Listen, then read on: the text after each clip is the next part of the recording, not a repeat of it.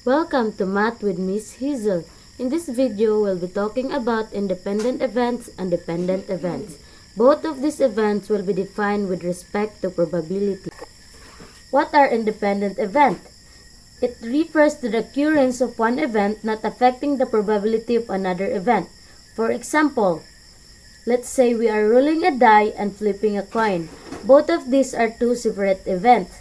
We can say that the first event is rolling a die and the second event is flipping a coin because the outcome of the first event does not affect the outcome of the second event.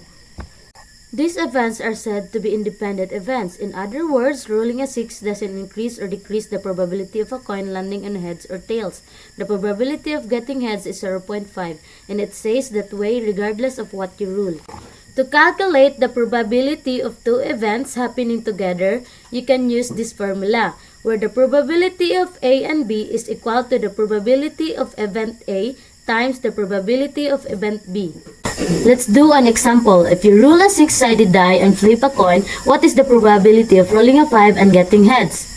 The first thing we should do is write down the formula, but in order to use this formula, we need to know the probabilities of each event.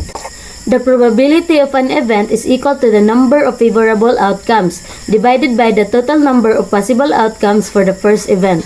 There is only one favored outcome, which is rolling a 5, and there are a total of 6 possible outcomes. Since we're rolling a 6-sided die, as a result, the probability of rolling a 5 is equal to 1 over 6. For the second event, we know that the probability of getting head is equal to 1 over 2 or 50%.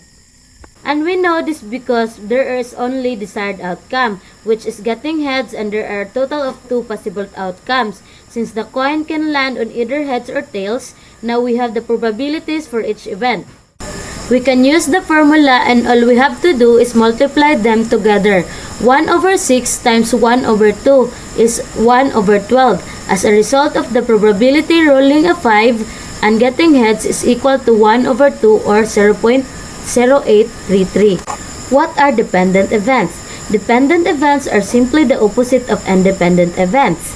It refers to the occurrence of one event affecting the probability of another event.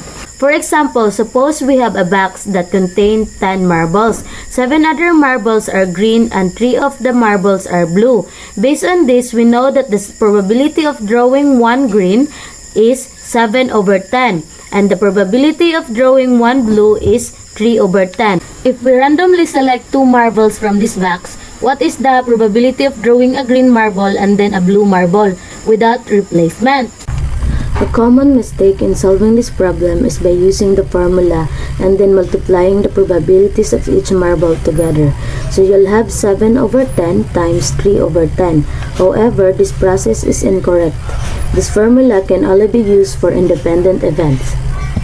Since the marbles are being drawn without replacement, the term without replacement means we are drawing the marble without putting it back into the box. This means that the probability will change after every draw as a result. This is a dependent event, where the probability of one event affects the probability of another event. In other words, drawing the first marble affects the probability of the next marble. Let's see why. This is for the first event. There are 10 marbles in the box, and since we have a total of 7 green marbles, the probability of drawing one green marble is 7 over 10, or 0.7. For the second event, the probability of drawing a blue marble is not 3 over 10, since there is a total of 9 marbles left in the box, with a total of 3 blue marbles remaining. The probability of drawing a blue is now equal to 3 over 9 or 0.33. As you can see, the probability of drawing a blue marble has changed at first. It had a value of 0.3 but now it has a value of 0.33 or 3 over 9 as a result.